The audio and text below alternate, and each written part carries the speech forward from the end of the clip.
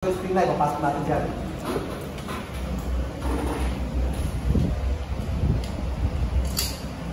Yan.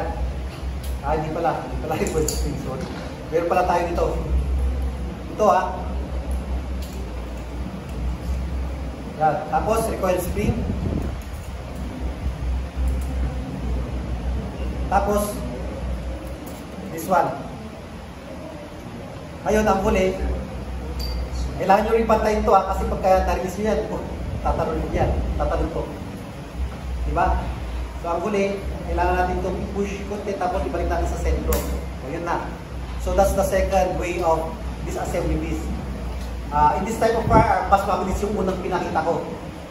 Pero pagka yung caliber 45 niya is mahaba yung recoil guide, recoil spring guide, ang mas maganda naman sa kanya is yung second option.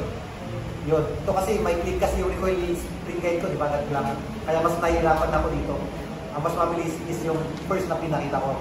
So this is how assemble, disassemble Glock. Caliber 45, 1911 pistol. Now let's go on with the assembly.